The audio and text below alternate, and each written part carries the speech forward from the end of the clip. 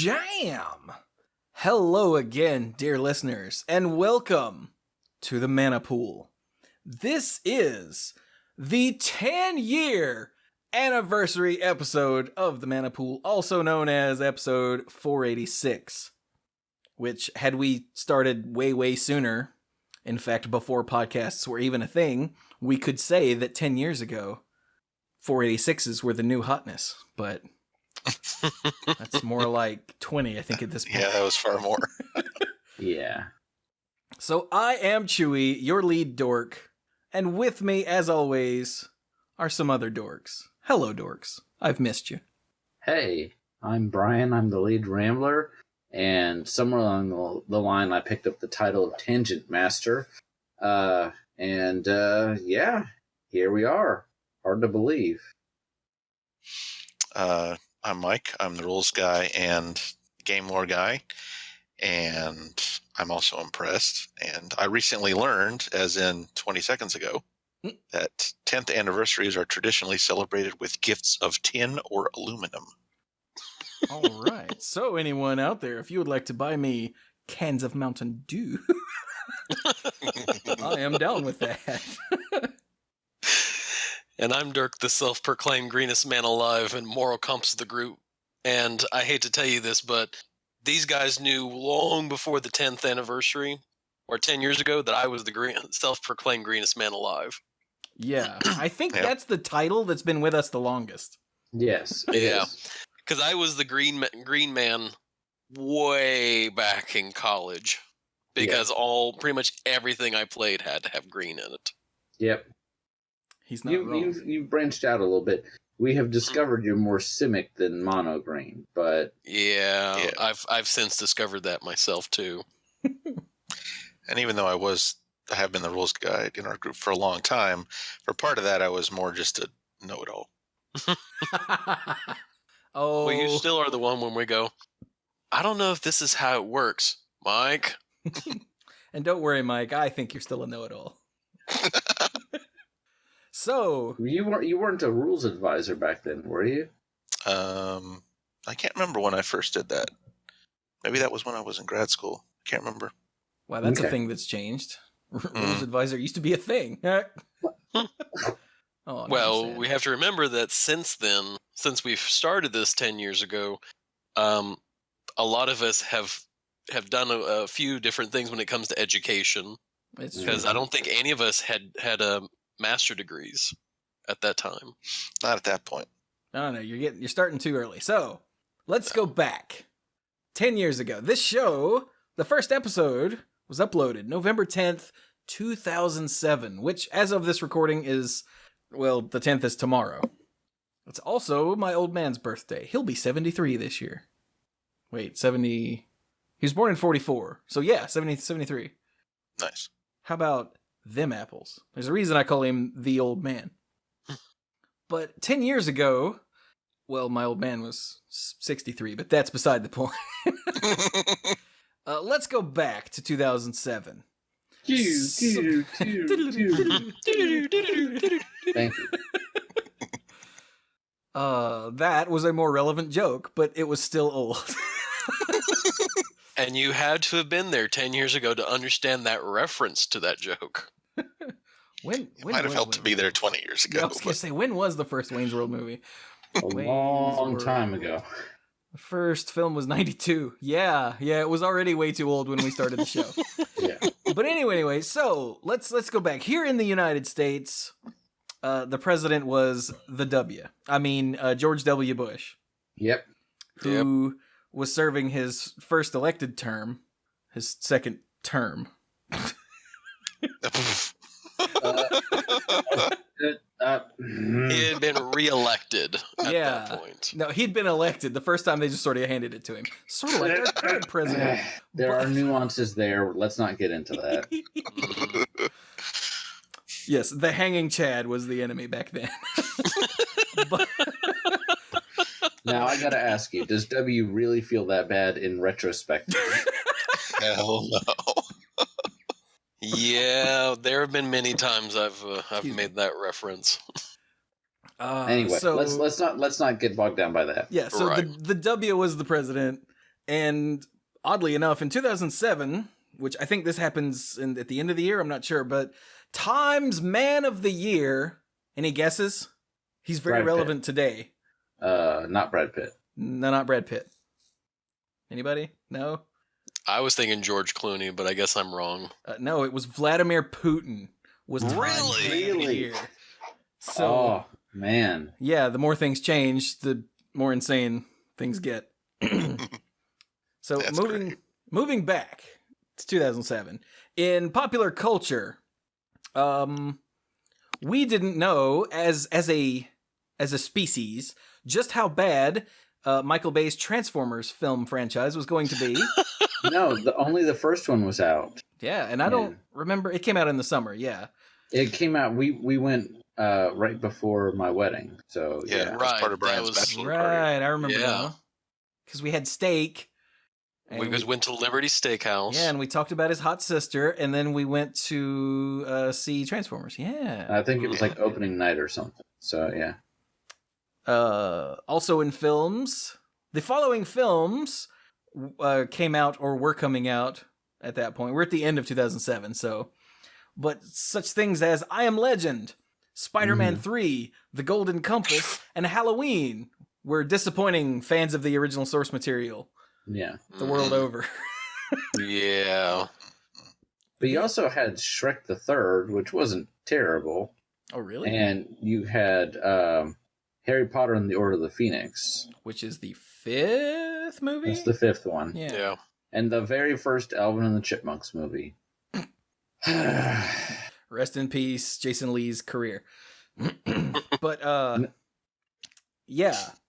The big movies that year were There Will Be Blood, and I think Juno came out that year.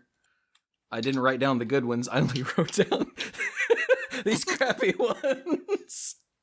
What was the Ratatouille. other? Pirates of the Caribbean at World's End, speaking of disappointments. Wait, World's End was the last of the original three, right? Yeah, it wasn't as bad as the second one, but it wasn't good. I thought it was worse than the second one. The second one was terrible. Yeah. But then there's the fourth one. I haven't seen the fifth one. The fourth one was worse than the second one. The fourth one was terrible. The fifth one was actually pretty good.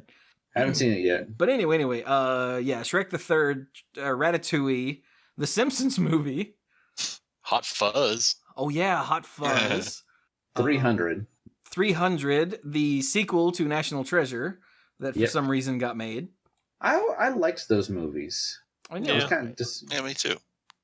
They were. Rise of the Silver Surfer. Ooh. Wait, really? That was the same year? Oh, that's awful. I guess. That's awful. Could we not? 2007 was not a great year for movies. Well, I mean, the ones that were good were really good. And the ones that were bad were just terrible. It was the year of extremes when it comes to movies. Yes. Yeah. Like, Sweeney Todd was coming out later that year. Oh, Alien vs. Predator Requiem.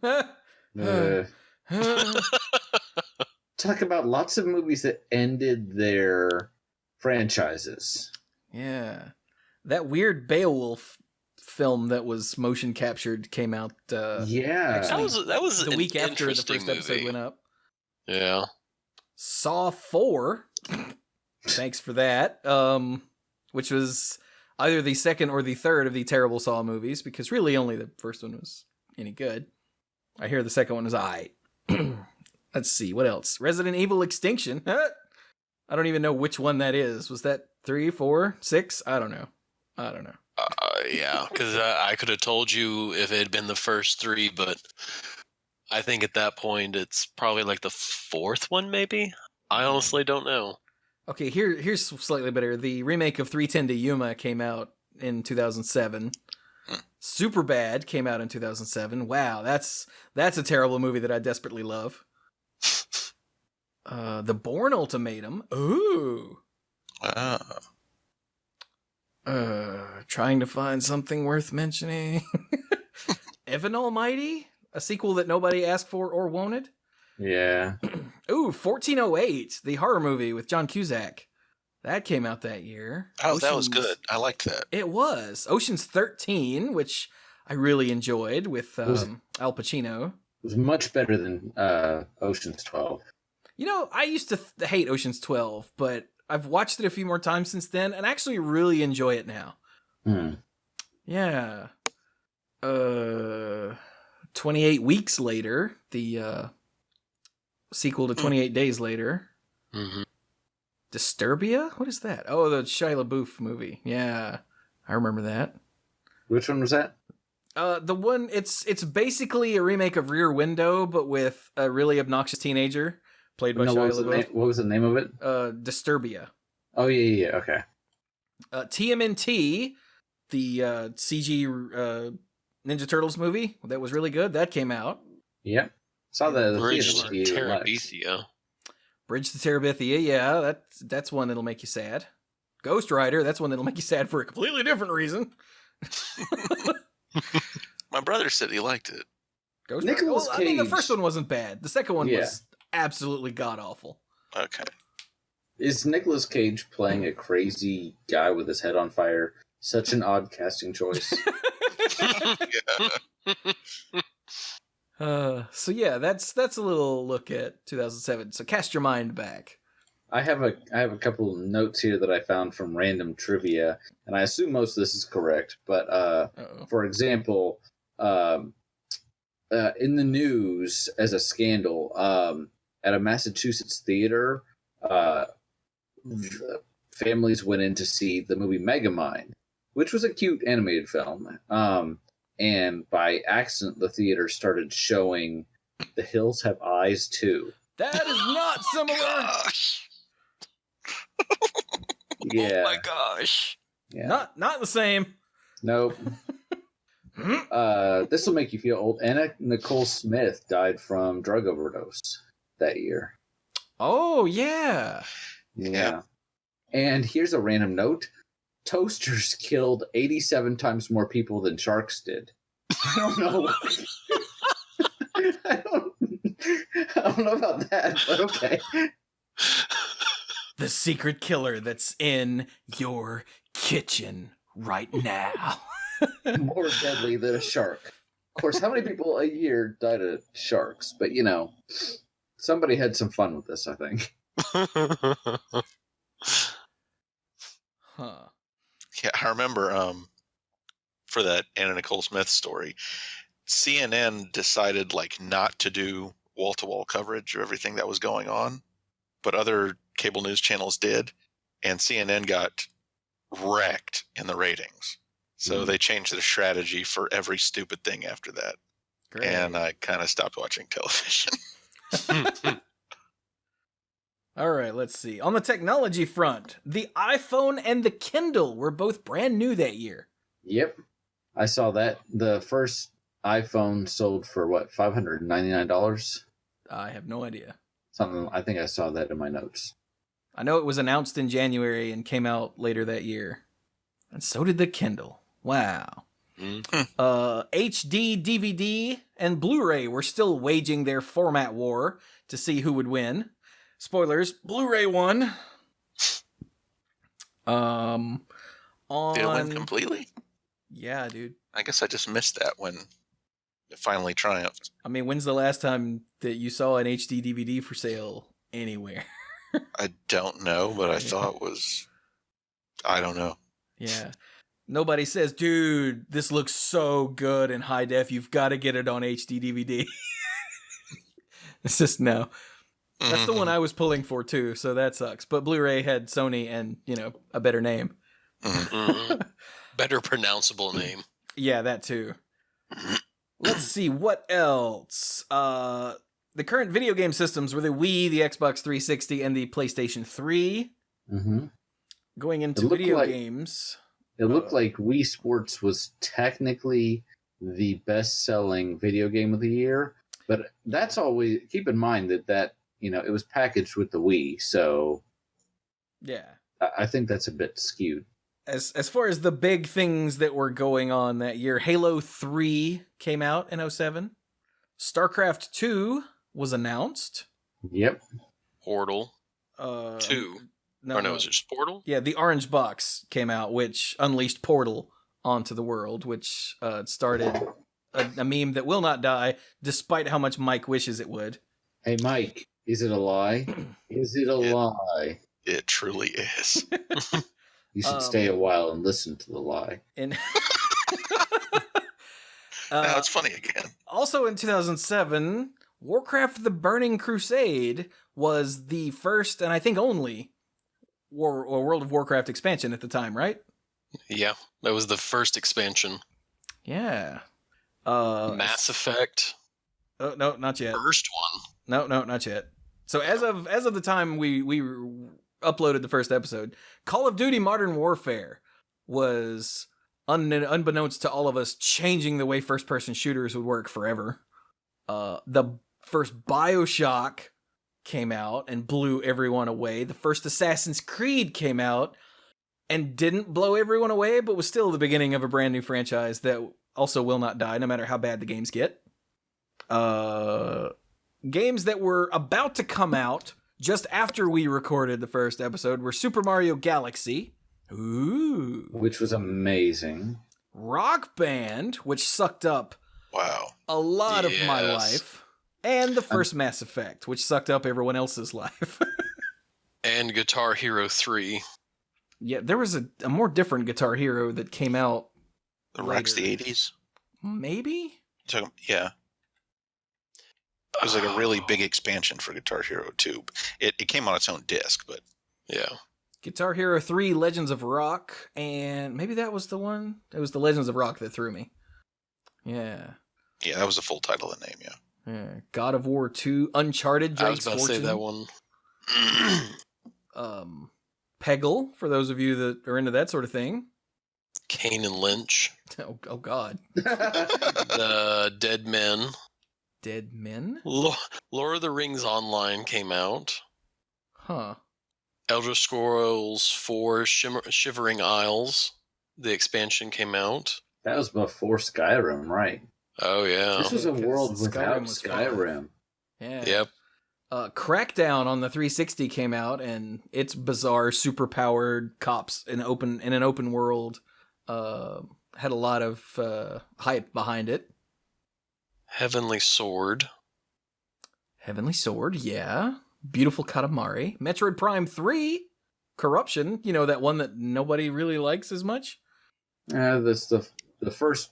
I mean, I didn't play any beyond the first one. The first one was amazing, and I just... Yeah, it was. Was Corruption on the Wii, or was it also on GameCube? It was... I think it was just on the Wii. Yeah, because the motion controls were a big deal. Okay, that means I can play it. All right. Okay, I pulled up a list of Square Enix video games, and I was going to see what all came out in 2007, and it lists Call of Duty 4 Modern Warfare. That was made by Square Enix? No. That's what it says. They may have been partnered in it because it's Activation. Or no, Square Enix. That's what I'm guessing. Because I was thinking, like, it's Activision Blizzard when they did their thing, so... Okay. I was just like, what? It was... Yeah, Infinity Ward was a developer and Activision was the publisher, so I have no idea why it's listed there.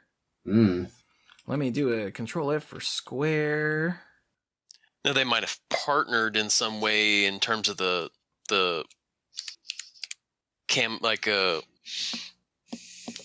promotion or something like that, but I know, like on the Wikipedia page for Call of Duty 4 Modern Warfare, it's the word Square appears once when it's talking about a part of a level, the square, and then way down at the bottom it says categories, and it shows a bunch of categories and Square Enix games. I have no idea why Call of Duty 4 is listed there. It says developers, and it just lists, hold on, Infinity Ward. So Infinity Ward is a subsidiary. Developed and or published by Square Enix. Maybe Square Enix had something to do... Was that the one where there was that? Whoa, hello, stop talking. Stop talking. You can't hear me. What was that? I think it was either IGN or it was... Guys? It was one of the bigger ones. Yeah, some...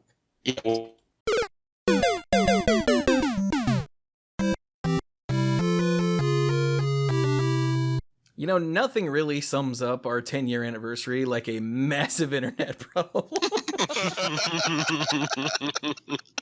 Takes me back, man. Takes me back. Right? Remember the problems we used to have? There were some episodes where we either just called it early or just scrapped it because we could not get recording software to work. Pamela wouldn't work. Skype wouldn't work. Off. We'd be roboting so hard. And like by the time I would hear what Chuy had said, Chuy was like another 15 seconds ahead of that. And it was unbearable sometimes. It was like... How many episodes have we officially lost where the recording, like we kept going, didn't realize that the recording software had stopped? And it was, I'm sorry, we cannot recreate what we had done during that time. It was like, we're just going to publish what it was. We'll put an apology up. I want to say it's happened twice. I think there were 2 where we were just, no, we can't. We can't try to redo it. And Chuy put it up with an apology. But there were a couple where we were like, let's just try to re-record those conversations. Yeah, like and see what happens. Like somehow just like 30 or so minutes were gone or more. Mm-hmm. And we were like, oh, come on. I mean, most recently when we were looking at Bone Picker, right after we got done with Bone Picker, but that was a recording software issue that made me switch to recording the show with OBS now. But anyway, so we had gotten off on some sort of bizarre tangent that didn't matter. Yeah. About Square. If anyone knows why Call of Duty 4 is listed under Square Enix games, let us know, because I don't get it. So it's something about Infinity Ward and something. Maybe, I don't know. I don't think they've since acquired Infinity Ward. It doesn't matter. Anyway. Wait, there were a couple more random games that I was gonna mention just to get people's minds back into the right place. The first game of The Darkness, that weird first-person shooter. Yep. I saw ads for it. I never actually played it. Yeah. The first Witcher game. Oh, wow. Yeah. And God of War 2, which was pretty big. You might have heard of. Do what? Electric Boogaloo? Yeah. Nice. So yeah, that's video games for that year, I think. Is there anything else I had written down? Nope. So let's see. In comics, this will make you feel old. In Marvel Comics, Civil War had just wrapped up. Wow. Yeah, Captain I thought America that was a lot more dead. recent. Yeah, it was 10 years ago. Captain America was dead. Everything was terrible. The Annihilation storyline was about to start or was ramping up. And World War Hulk was also about to start. As if the Civil War wasn't bad enough. Now the Hulk is back and he's pissed. And in DC Comics, 52, the original 52, and 1 year later had wrapped up, and Final Crisis was about to start, which happened, that was 2006 and 2008. They got a break. Ultimate Spider-Man was still going. Yeah, the Ultimate Universe was, I don't know if it was thriving exactly, but it was still there. I mean, it's still there now, as far as I know, isn't it? I thought they wrapped that whole thing up. Because they've done crazy things like kill Peter Parker and replace him with someone else in the Ultimate Universe. Miles Morales. That's the one. Is that his name? Yeah. I gotta check something real quick. I'm trying to see if there are any Star Wars comics. Oh, yep, there were. apparently It wrapped in 2015? Really? What did? The Ultimate Universe. Really? I didn't know that. At least on the Wikipedia page, the last comics that are listed are in 2015. Miles Morales has moved to the mainstream Marvel Universe? Really? I didn't know that either, because, I don't know, I stopped reading comics well before this point, so... I heard some kind of meme about he offered Molecule Man a hamburger, so they decided to keep him. Something... I don't read comics, but that was something I heard. I mean, the Molecule Man probably needs a hamburger. It sounds silly, but that's what I heard. But again, I'm the last. One of the reasons I'm not commenting a whole lot about comics is I know nothing about them. So, okay, let's see here. During the events of the 2015 Secret Wars storyline, both the Ultimate Universe and Earth 616 were destroyed. Oh, boom. After years, blah blah blah blah blah. Dr. Doom had used newly acquired powers to appoint himself a god emperor over the planet. Sounds At the like him. conclusion of the storyline, the Molecule Man, in gratitude for Miles' earlier compassion to him, arranges for Earth 616 to be restored with Miles and his family among its inhabitants. Huh. Okay, maybe it wasn't a hamburger. Compassion. I Maybe mean, it's a that probably counts. Anyway, that's like 2 years ago. We're not talking about 2 years ago, but We're talking about 2007. Hey Dirk, did you find anything? I did. There's a whole bunch of Star Wars comics. You also found some food. Because that's the Knights of the Old Republic series was going. Rebellion. Oh, what was another one? Dark Times. A bunch of there was a whole bunch of them that dealt with different time periods. So there was Knights of the Old Republic happened obviously during the Old Republic. Dark Times happened, I think, at the beginning of, like, right after Episode 3. Rebellion happened somewhere in something. I don't know anything about that one. And I want to say at some point during this was when there was a whole bunch of stuff going on in the, like after the Yuzon Vong invasion, and there was a whole bunch of stuff going on in terms of stuff. Legacy was still going on. So this was actually a lot of Star Wars comic books were going on at this time, because this was before Lucas gave up rights to Disney. So this was before canon stuff. Legends was still canon at this point. Before Dirk's Nerd Rage kicked in. Oh, yeah. When they wiped it out, yeah. Yeah. Before Dirk decided to, became a sad person for a little bit and nerd raged. So that's where pop culture stood. Just as a brief little snapshot. Apparently, the last thing I'll say is the state of Oklahoma decided that the watermelon was going to be their state vegetable. Someone told them it's a fruit, and they enacted a bill to change it to a vegetable.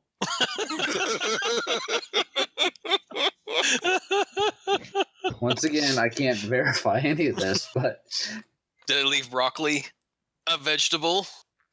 I have no idea if this had any impact on broccoli or kale. But anyway, just throwing that out. Some of these lists I found, just some silly stuff went out in 2007. Well, one thing that happened on the astronomy scientific front was in April, Gliese 581c was discovered, which is a potential Earth-like extrasolar planet that I think I heard about in that. the habitable zone. I think I heard about that. It was pretty big news. So that was a big thing at that point. NASA's Messenger made its second flyby of Venus en route to Mercury, which at that time, we didn't have a full map of Mercury's surface. Yeah, That's happened within the past 10 years. We'd only seen a few... what was it? The Mariner? Mariner. Yeah, it was one of the Mariners. Was the only one who had taken pictures of Mercury's surface, and it only had given us, I think, like 60% of the picture of the surface. The Phoenix spacecraft is launched towards Mars on August 4th. So at that time, Phoenix had only recently been launched. During this time, also, New Horizon was officially on its way. Wait, which one's that? That's the one that went by Pluto. Right. That one had been launched, what, a year or two earlier? Maybe? Maybe. Okay, 15 minus 9 is what? 6. 2006. So yeah, a year earlier. Oh, okay. I saw something about Pluto. Oh, here. New Mexico enacted legislation, which I think has since been struck down, that Pluto would still be considered a planet whenever it passed over the state. Somehow I knew that. Be a random thing. People are so dumb. Yeah. Here's a thing that will really make you all feel old. Okay. The Marvel Cinematic Universe pretty much started with Iron Man, right? Yeah. Right. Like the Hulk movie before that wasn't real. Not the Ang Lee one. Well, yeah, I know that came out.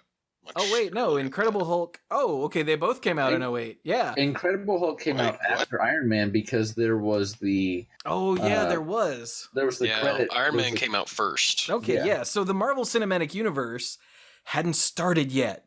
Yeah. Because it didn't start until 2008. We are older than the MCU.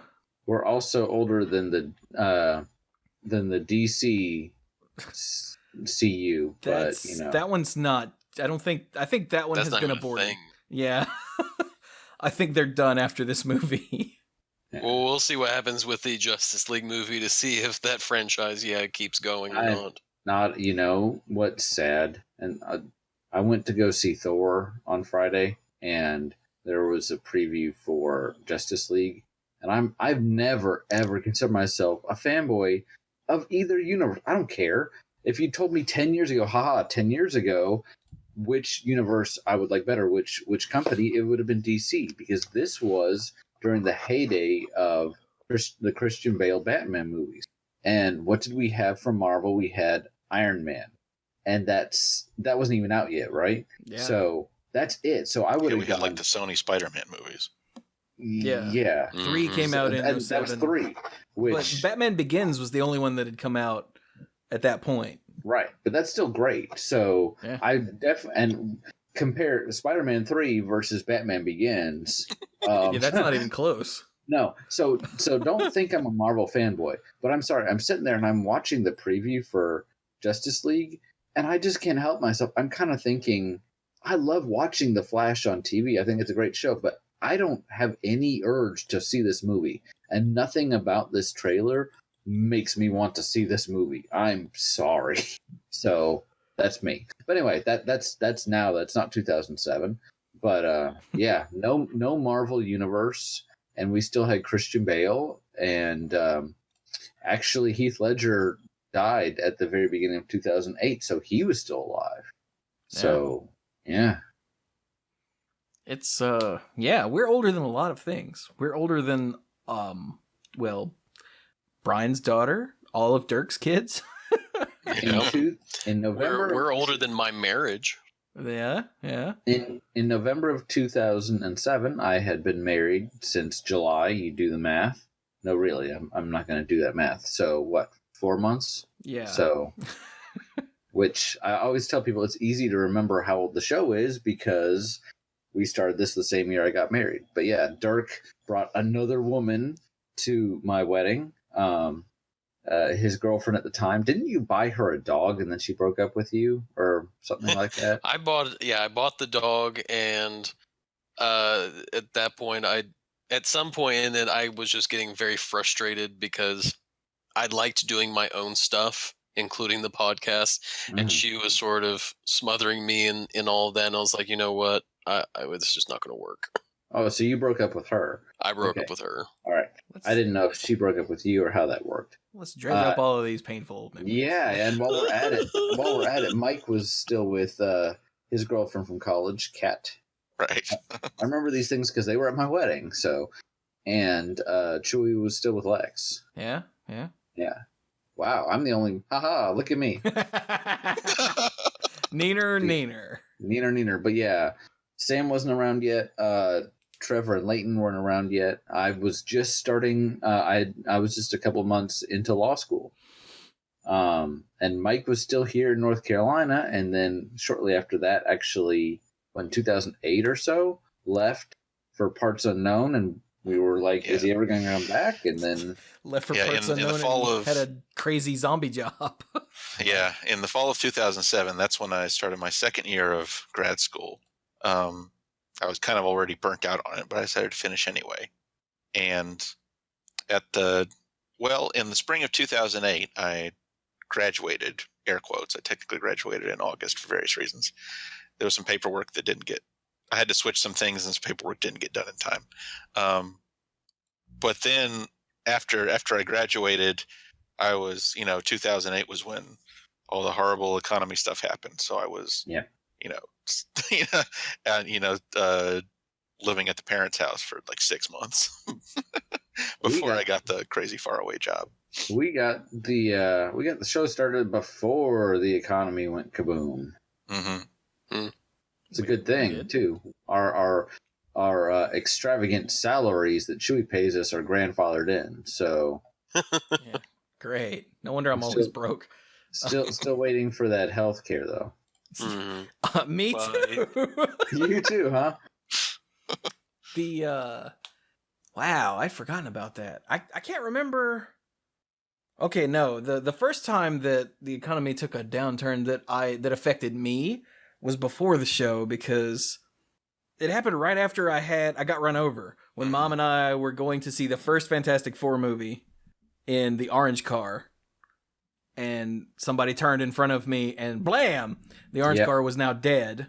But we still went to see Fantastic Four. We just called Mom's sister and be like, hey, could you pick us up in like 2.5 hours? We're going to go see this damn movie.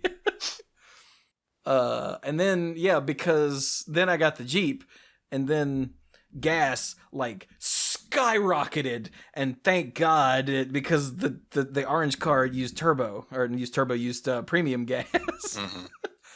And I look back on that, and it was like just months. Maybe not. It might have been just weeks from the time that I didn't have to buy premium gas anymore to the time gas like doubled in price. Yeah, I can't remember whether that was weather related or conflict related or what. I think it was conflict related. Okay. Because when Hurricane Katrina is when it came through, and that was what, 2006. When did Katrina come through? Yeah, I was still at school in Greensboro when that happened. And that's when that happened. That's when it wrecked the. That would have was been 2005 or 6. Yeah. Yeah, because that was one that wrecked the pipelines coming out of New Orleans, and that's when it got up to $5 right in certain places. Yeah, but this was like the one I'm talking about. I don't think was Katrina. Well, I know, I think that was. But it's when it jumped up to like $4, and that was the norm, or like high $3. Fantastic Four movie. When was the first one? No, not 2015. Oh God, not that one. That one was 2005. Okay, so maybe it was related. Anyway, it doesn't matter. We're off topic again, because that's what we do here on the Mana Pool. You might notice we haven't mentioned Magic yet, and that's because we talked about Magic virtually every week for 10 years. We're going to take the week off. Oh, we're not recording. No. We're taking the week off from Magic. You know what? You want to hear about Magic? We'll talk about that next week. We're talking we've got about 10 years worth of stuff for you to listen to. Yeah. We're going to talk about things that interested us back then, things that have interested us in the meantime, and things that we're interested in now. And we're not going to have a strict formula to apply. It's not like a mythic conscription or anything. Hint, hint, wink, wink, nudge, nudge. So looking back at us, so you guys were in grad school. I wasn't in grad school yet. I actually was still in Davidson County. Mm-hmm. Aren't you? I was still now in Davidson County. No, I'm not. I'm in Guilford. Really? I'm in Davidson. Dirk's just over the line. Oh, okay. Yeah, school. Like my kids go to Davidson, but I teach in Guilford County. Don't you live in Guilford County? I mean, No. Davidson County? Yeah. Okay, that's what I meant. Okay, I think that's what Chuy was getting. Oh, at. okay. Yeah. Like But where I you was- are currently sitting right now. But I was still teaching in Davidson County at that time because I didn't start teaching in Alamance County until 2008. So I hadn't changed counties yet when we started. Yeah, and I had the looking back, it wasn't so crappy, but I had the crappy job where I was building DVRs Mm-hmm. And that's where I met James, the comic book savant, who taught me the basics of how to podcast. And I then, hey guys, I have an idea. I do believe the idea was pitched to me as I would come on every now and then. Yeah. Well, that's how it was for us, as that we would be a couple of us that would just sort of rotate through and all that. Yeah. And I wasn't on the first couple episodes. Nope. Yeah. Speaking of which, that reminds me, Mike, you can't do your 10-year anniversary till a couple weeks, so could you please piss off? Okay. Yes, sir. What are some segments that we have done that we don't necessarily do now? We did the what was the name of that segment we did? Was it Back to Basics or something, where we kind of went over some of the really? Oh yeah. Yeah, that was a series of multiple episodes, wasn't it? Yes, yeah, it that was. wasn't so much a segment as a running series of shows. Yeah. Yeah. Well, we've done those kinds of things too, like the Ravnica Old versus Ravnica New, the guilds. Yeah. That was another thing that we did. But we have attempted segments, and sometimes they stay on. Probably, I think the biggest success there has been like Mythic Conscription, as well as I think the Story biggest. Circles. I think the Story biggest circles. success there might be Mad Libs. Yeah, and that's more. Yeah, I don't. Yeah, that's more of what I would call a feature than a segment necessarily. But I see your point. We used to I do understand. out of the deck box where we would just someone grab a deck that you have and talk about it. Yep. Yeah. Another one we used to do was binder polls, where we were literally like, "Hey, everybody, just grab a binder and look through it, look at cards that we haven't talked about or you haven't thought about in a while, and oh wow, here's one that I thought was going to be awesome, and I was so glad to trade for it, or anything like that." And we haven't done one of those in a long, long, long time. Mhm. But there's the kind of in between where sometimes we do it, but not very often. And I would put that in the camp of like the Super Ultra Mega Fighter Coliseum Edition. Oh yeah, we still do those on occasion. We did one this year, I think, or last but year. but extremely rarely. Whereas with the episode we did a little while ago about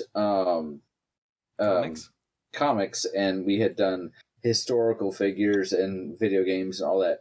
Whereas we do those fairly regularly. We only do about one a year, but we still do it. The Super Awesome Mega Fighter is really just whenever we think about it. So, which I think we have gone literally years at a time without doing it. So, and then there's the occasional sometime in April, I think, that we sort of go off tangent a little bit. I'm sure I have no idea what you're talking about. I don't. But they're also we've done 2 episodes of what was it called, Exiled, or the game Exiled. show? Yeah, Exiled, Game yeah. show. Which is always awesome to do, and just I still want to make that a regular thing outside of the Mana Pool, where like do it twice a month or something. Just have an Exiled a show, like a new show that would just be Exiled. But the problem is, would be interested. The problem is I have so much other crap going on that it's hard to do all the work that comes to mainly scheduling that. Mm-hmm. Well, maybe that's something to do, like, a 2018 New Year's resolution, so to speak, to see if you can find the time to get that together. That would be pretty neat. Nice. There was also some one-offs we did. Oh yeah, we've done several that we either knew were going to be one of at the time, or we thought, well, let's do this and see how it works, and for various reasons. My favorite one that we did was when we had a build decks, and we were given okay, you have to use these couple of cards. It was sort of like Iron Chef, but it was with magic cards, and so you were given 2 cards and you had to make a deck out of it, and we did it live. Yes. And then it was voted on which one would be the best one by the people who... Oddly enough... there was a panel, and then the people who got voted off became part of the panel. Oddly enough, Dirk is describing Exile that we just talked about. Oh, that's what it was? Oh, I didn't realize that's what it was. I thought it was just something... We've done it twice. We did it once just to try it out, and then we did it once for, I think, episode 400 for our special, wow. So, really? We did that twice? yes, and only twice. And yeah. But did I miss one of those? I'm not laughing at you. I'm just I'm laughing with you. I didn't realize that's what it was called. Because I remember we did Exile, but I was like, we based it on what Chopped. that was. I thought that was, We based it on Chopped. I think at least I have this picture on my mind. Who were the contestants for the second one? It was for the second one. Good Lord. Bill was one contestant. The one that Bill was on was the one I remember. Bill's too good. I remember he built I think he won the first one we did. Okay, so the first one was episode because it was something 3-7, and that was. It looks like it's us and Bill. Is that all? Okay, yeah. Looks like it was the second one that had more guests. Because Exile, I would have said, okay, we need a fourth person to really make this work. So Chuy would have grabbed Bill, because Bill is, for all intents and purposes, almost like the fifth member of the cast. Yeah, and then episode 400 was Bill, Prilliman, Lansdale, and Andrew Hunt.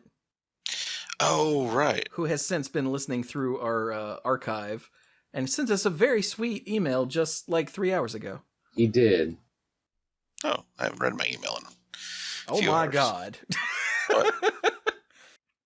So yeah, the first one I made a really crappy. So wait a minute. Let's check out this really crappy logo that I made for the first Exiled. Where are you guys? Bam. I'm on the Manapool website looking at these. So yeah, I had in my head the Butcher's Cleaver. Yeah, it was good for a first shot at it. I mean, it was all right, but then I learned more about how to use GIMP, and I made that second one, which I'm still very proud of. Yeah, the one with the World Slayer. Mm-hmm. Yeah, I don't think I was here for the second one. Because I do not remember. Because with so many people on it, I don't know if I was even part of that. I don't know. Usually, when someone's not here, I mention it in the notes. There's not a note saying. I'd have to listen Dirk to wasn't here. Yeah, I'd have to listen to it too. Yeah. Well, it's possible that we had to do this because Dirk wasn't going to be able to make 400 for some reason, and that was awful. That's entirely possible. Yeah. Over the last 10 years, we have gotten a ton of support from listeners, and in particular, while everybody is important, and we have had so much support from a number of people, talking about the thumbnail and thinking about the emails we've gotten. Course reminds me of Jars, because 10 years ago I had never heard of Jars Cristobal, and I had no idea of the wonderful things he could do. And among many of the things he has done, including the images that we use for the playmats and things that Chuy was doing, earlier this year he got me the art that I needed for the map for Travester for the RPG that we're doing, and I'm still so much in love with that. So shout out to Jars and and really not just him, although I am calling him out in particular, but all the various ways that listeners have given us content. Anything from an episode that we have, from an email that we've turned into an episode. Like, here's something I think you guys should talk about. To an email saying, hey, you guys have made me feel better about my day, to sending us in mocked cards based on things we've talked about on the show, to fan art, to a couple guest hosts on the show, to everything. If you're listening to the show and you've enjoyed it, wonderful. And if you've sent us anything or participated in the show in any way, then it's really your show too. So that's awesome. It's true. We would not still be doing this without you guys. Yeah. Mm-hmm. 10 years. That's a long time. I feel like every time we get... We've only been on this call for 2 hours, and I'm already sick of these guys. Well, and I gotta say, I feel like I'm starting to wax a little poetic here. And I think every time we do one of these, milestone shows, I remember even after a year and then episode 100, I'm already like, wow, this is incredible and all that. And so I tend to get a little bit like, oh, So I'll do a little bit of that here, but I don't want to like make the whole thing super sappy. So, but my point being, it's been an amazing 10 years, and you guys have been a big part of that. And I couldn't talk about all the stuff we have done without talking about all the stuff that people have done for us. So, yeah. Dude, we have a new website. It's not new anymore. I like how your the Manapool Twitter page no longer mentions check out the new website. But we've gone from we started out. What was the first thing we were hosted on? It's like a free forums. Yeah, freeforums.org. Well, that's where the forums were. Yeah, or we've just been on Libsyn forever. Yeah, which is Are where we still on I'm Libsyn? still. Yeah, our Wow. show is still hosted. So, yeah. But in that time, we also went from Card Shark to being Nobody. Nothing. Self-sufficient. Look at it that way. Yeah, we'll go with that. Yeah. There's I mean, 10 I years didn't ago- necessarily want to do like a retrospective on the show because we did that No. with one of the last ones, 450 maybe. Yeah. 5. Yeah. And I didn't mean to take a long time with that. I just wanted to spend a little bit of time. I had not tried chili 10 years ago. Wait, I had tried it like a little bit, what? but What? yeah, What? chili, the food. How did? Yeah, I mean, all those words are English, but when you put them in that order, it doesn't make sense. Okay, so the only chili I had ever tried was, Dad would go to like Steak and Shake and get the chili, and I just didn't care for that, and I had There's this reasons for conception in my mind. I had in my head all chili was spicy and hot, and and it wasn't until started trying chili at my church's chili festival of all things that I was like, hey, there's more than one way to make chili. So 10 years ago, I didn't really like chili. Now I'm like, I make chili every now and then because I love it. So, aha. You're an award-winning chili chef. I did. He's not I won an wrong. award. Yeah. My chili won the award this year. Won the best overall. Although I feel bad because apparently the deciding vote was cast by someone at my table, but I didn't ask them to vote me, and I'm certainly still not holding their loved ones hostage. So hint, Certainly hint, not. wink, wink, nudge, nudge. So then, gentlemen, yes, 10 years ago. Now, this is a thing that people say is that every 7 years, I think it is, like every cell in your body has replaced itself or some sort of nonsense like that. every cell in your body has replaced itself, and every 8 years you have undergone a complete psychological transformation where your belief system has been tested and either discarded or endorsed, psychologically as well as physically and biologically. You are not the same person you were before. And that's the point I was about to get to, is that You're none of welcome. us are who we were when we started this show. We were very much, nutduckers are losers. And we I were a lot weighed a more lot prone less. to nerd rage. Yeah, we had much more of the us versus them mentality between casuals and pros. Yep. Yeah. We actually saw that as a dichotomy. That was the thing. Yeah. Yeah, I now have to it's wonder- what is it now? It's like just a spectrum. Yeah. I wonder if We're how all much on of the that, spectrum here. I wonder how much of that is our change in perspective, which I'm sure is a big part of it, but I wonder how much of that is also the perspective of the community at large at that point. I get the feeling from talking to some newer people that still exists. Probably not to the extent that we made it, but that still exists before, age and experience tempers it. Yeah. Yeah. Probably. Like, I remember going to the comic shop that's not there anymore, and Kevin beat the crap out of me playing Owling Mine. And I really hated Kevin. That's something he still talks about to this day. So Like, it was a thing. Like, he brought it to this little F&M. It was like 8 people or 10 people or something. He's playing this like tier 1 competitive deck, and I'm like, what a dick. Kevin's a really cool guy. Like, I like Kevin. Yeah. But at the time, just because of what he was playing, I was like, this guy sucks. So, and I would never think that now. And usually Kevin brings something like pretty bizarre. Well, I mean, to be fair, Owling Mine was pretty bizarre. So Okay, that's true. It was bizarre and good, right? Yeah. So, yeah. So he went It's for great it. when you have that intersection. It doesn't happen all the time. So, but like, yeah, that's just one little example of yeah. me not being the same me that I am now. Oh, sure. And while I know we don't want to talk exclusively about Magic, I will say, who among us was playing Commander 10 years ago? Exactly. I don't even think that was a format. And Hey, wait a minute, who when among did- us has more than 3 decks that isn't a Commander deck? Now. Not guess you, I still Mike. do. I guess I still do. Okay. Yeah, You I might still got still have them. commander decks. They're just never Okay. played. When is the last time you built a 60-card deck. casual 60-card deck? No. That was probably about 10 years ago. There you go. That's my point. Okay. When You wouldn't discard your old decks, not unless you like dropped them in water or something. So, or like the basement flooded or something. yeah. Oh, Yeah, I think sad. the last time I built a 60-card deck was whenever Dissension, so the old Ravnica block, whenever that was still the thing. That was the last time I actually built a 60-card deck, probably. I know I built at least one around sometime after original Zendikar block, because I have the Quest for Ula's Temple, and I also have High Tide Eldrazi.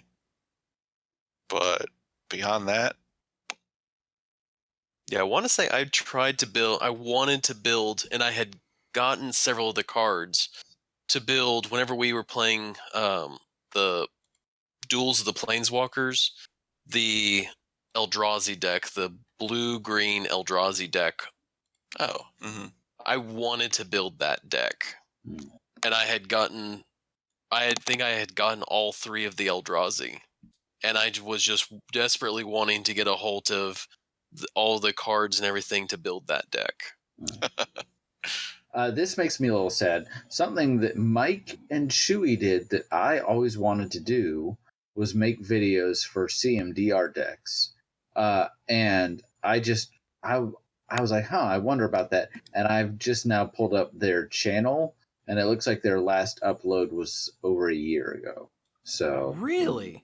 that's sad. I did not know that. Uriah still pops up in my streams every once in a while. I'm like, dude, what's up, man? Well, maybe if he's listening, hey Uriah, what's going on? And he at one point he had poked me because I was talking about a commander deck that I had, and he's like, "You should do this." I'm like, "Yeah, sure." And I just never set aside the time to do it, and it's one of my kind of regrets. And that was always an awesome show. I loved getting on there and seeing those. So yeah. Yeah, that's very sad. That's something that again, I know we're not going to everything that we've done, but that was something that has come up over the last couple of years. So, Oops, excuse me, listeners, for that sound you just heard. I'm trying to find out when EDH started. It looks like in 2004 was an article. It was when Sheldon Minery wrote about it a long time ago, but I never got into it until after we were podcasting because of MTG Radio.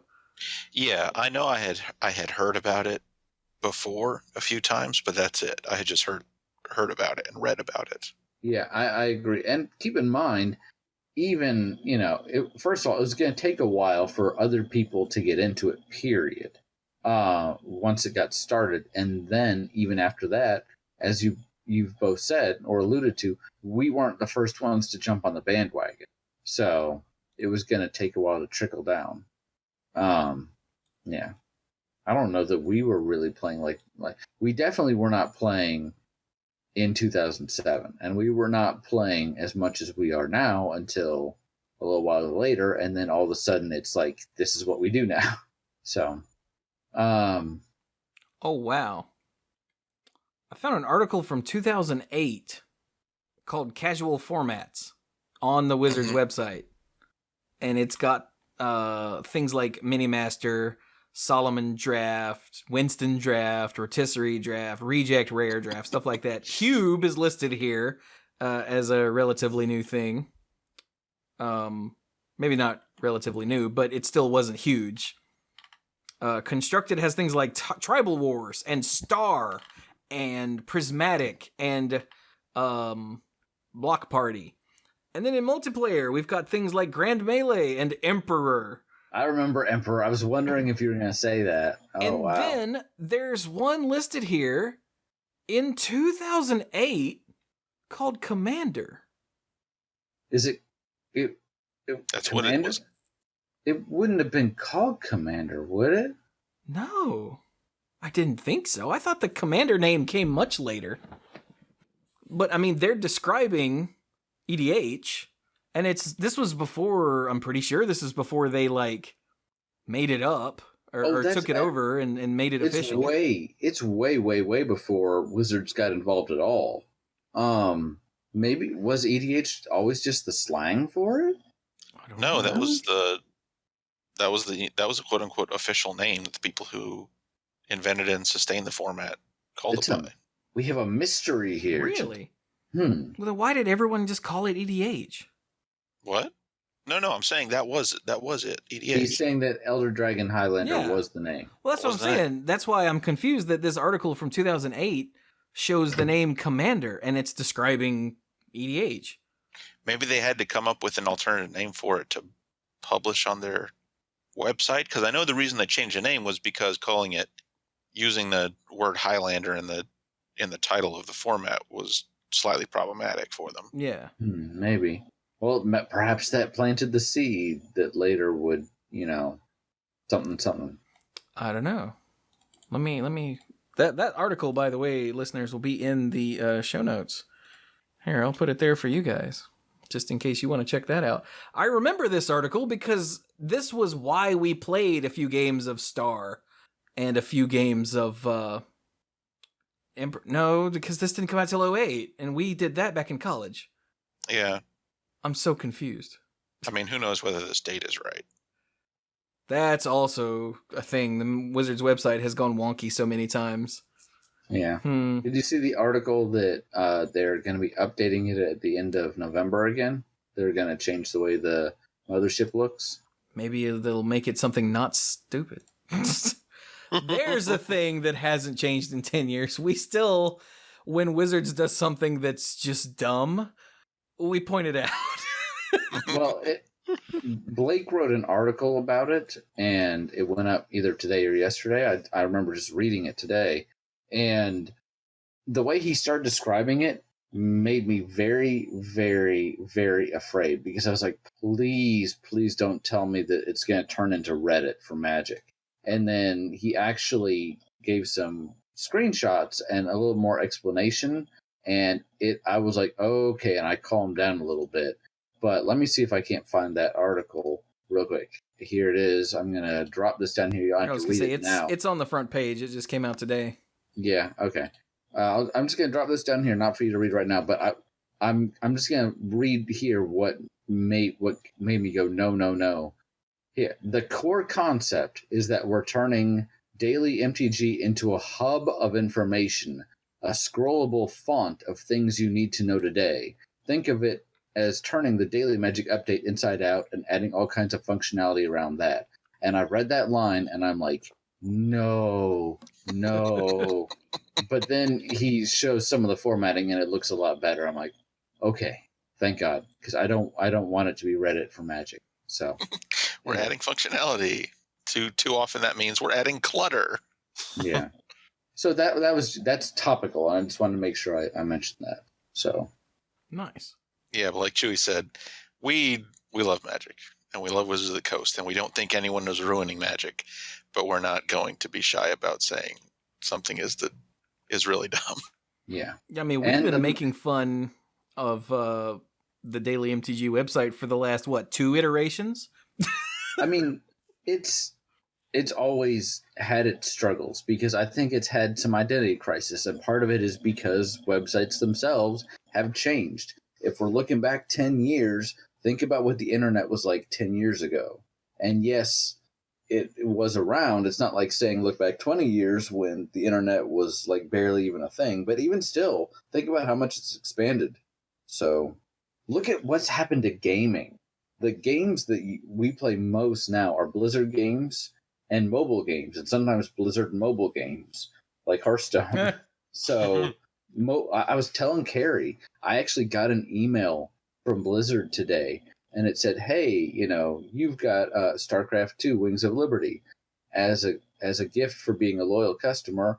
We are gifting you Heart of the Swarm." And I read that, and I thought to myself, back in like May or June of 2015, I purchased Heart of the Storm and the Diablo 2 expansion, Reaper of Souls, I think, at Best Buy because they were on sale. And I told myself, I will install these on my computer when I am done with entering receipts. And then it was something else. And then it was another project. And I have yet to install them. So the Blizzard is like, oh, you clearly don't have that expansion. You can have it for free now. And I'm tempted to, go into the app and download it that way instead of busting open the box. But the point being, I thought about it for a while, and I'm like, the games that I play now, like Final Fantasy, Brave Exvius, and Kingdom Hearts Union Cross, mobile games don't have an end. I mean, when the company says they're done, then they're done. But like when I go to play Final Fantasy VI, I play it for a little bit here, a little bit there, and then over the course of maybe like a month, depending on how many days I sit down and actually play it, I'm done with it. And it's wonderful, and I might come back and play it again some other time. I'll play 4 and 6 forever and ever and ever, but I'm done with it. With the mobile games, they encourage you to A, log on every day, B, play for at least long enough to complete daily quests, and C, the stories are ongoing, and they're building on that. So it never ends. So I feel like it crowds out other things, like when I only have so much free time between at work and then taking care of Carrie and Sam, or helping taking care of Carrie and Sam, and trying to keep the house clean and failing and all that good stuff. It's more difficult to commit to other games when I'm like, but if I don't log in today, I won't get my stuff, So, or if I don't finish all my quests for Hearthstone, especially now that there's a new expansion coming out, I won't have all the gold I could possibly have. So I think gaming itself, especially video games, but gaming in general is a lot different. Think about how many more CCGs and trading card games are out now than were 10 years ago. I don't know. Digitally, maybe. Digitally, yeah. Paper, this might be the same number, roughly. Digital definitely makes it a lot more accessible to more people. Think about how many people play Hearthstone that would never have ever thought to play Magic, Which is why Magic Arena is coming soon. Which is why, yes, supposedly the closed beta has started. November 30th. But, supposedly some of it has already started. The stress test happened. That's it. Right. I was watching their arena stream yesterday, and it's supposed to start the end of this month. But even in paper, there's now Force of Will, which has undergone like some fluctuation, but apparently is still doing pretty well. I haven't gotten any of that product in a long time. Yeah. I thought it died. How about that? It might have died locally. Oh, maybe that's it. And that's kind of, but supposedly it's still going strong. Or if not strong, it's still at least going. And then, of course, there's Yu-Gi-Oh! And Pokemon, and as much as some people poke fun at those games, it's all well and good to poke fun at them and say that Magic's a more mature game. But if you look at numbers, those games do extraordinarily well. So they're still going pretty strong. Yeah. I don't know much about Yu-Gi-Oh!, but I know from learning it a long time ago that Pokemon is a good game. Sam's playing it now, or I say that she has some cards, and we were working on getting her some more cards to build her own decks because she started with a couple theme decks, and it's not something that we have pushed too much because, much like with us, Sam only has so much time in the day. She's got to get up, get going for school in the morning, come home, do her homework, and then we might, read some more Harry Potter or watch one or two of the shows that she's allowed to watch. And then on the weekend, we're running around. So it's not like, even as a kid, she doesn't have tons of free time. So that's one of the things she has enjoyed. But because she needs someone to play with, I've kind of like relearned it a little bit. And it's a very interesting dynamic system that they've got going on. So, yeah. I can Not a happily bad say game at all. that I never got into any other card games other than Magic. And I'm cool with that. I have always felt an urge to try other games, and I've noticed that. It's one of the reasons I got some Force of Will, is while I love Magic, when I hear there's a new game, I'm always curious to try it out a little bit. I almost never stick with it. Was it Prilliman that suggested Eternal? That was Lansdale. Lansdale? Yeah, that's Lansdale. Okay. Hang on. Let me look. On Discord friends, Lansdale is... Oh, no. Usually, he's online playing Eternal all the time, but right now, he's not. And I'm glad he stuck with it. I tried it for a little while, and I think it's an interesting game, and it just wasn't my thing. But when a new game comes out, or when it comes to my attention, if I can put a little bit into it and try it out, I'm happy to do it, because it's always it's a lot like a video game. It's an interesting way of trying out something. And honestly, I'd be disappointed if every video game played the same, So I'm always curious about what mechanics does this card game bring, what sets it apart, how does it work? So Yeah, and you've taught me some of those games. Not very well, but yeah. That's how I found out about Force of Will. That's how I found out about Duel Masters back in the day. Good old Duel Masters. I think we took that to like a GP while we were and played a little bit while we were in the hotel. Mm-hmm. Something like that. Or maybe it was a PTQ back when they had good old PTQs. What did they call it when they brought it back? Kaijudo? Kaijudo. Yeah. Kaijudo. It's interesting. It's still doing very, very well in Japan. Yeah. Like extremely well. Didn't it have an anime? I think so. Maybe. And I think the anime... Except for freaking Magic. I saw the anime. With Kaijudo Duel Masters, they tried to go in the opposite direction. Instead of building something up from an existing comic or animated property, they wanted to start with a game and then also market comics and cartoons and other stuff around it. Which I think is a very good way of doing it, because the first card game I ever played was the Decipher Star Wars game, and they that company later also had the rights to Star Trek and later got Lord of the Rings, and that's all well and good, but the issue with intellectual property like that is that eventually you have to be careful with your subject material that you don't completely run yourself out, because like with the Star Wars, they were doing card games, card sets based on the movies. And then when they started to run out of movies, this was right before the prequels started coming out. They had plans to do a couple expansions based on like Skywalkers and specific parts of the movies. And then the prequels started coming out. But it's at what point are you going to run out of material? How many commons and uncommons? Yeah, how many background extras can you find to fill out your commons and uncommons? Right. But when you have when you're creating your own story and your own characters, like what you're doing with Magic, then it's a lot easier. It's not easy, but it's a lot easier to keep that going because you're writing the story as you go along, rather than having to work with an intellectual property that also, of course, then the developers of that original property want to make sure they're being represented well, and that may or may not translate to a good game.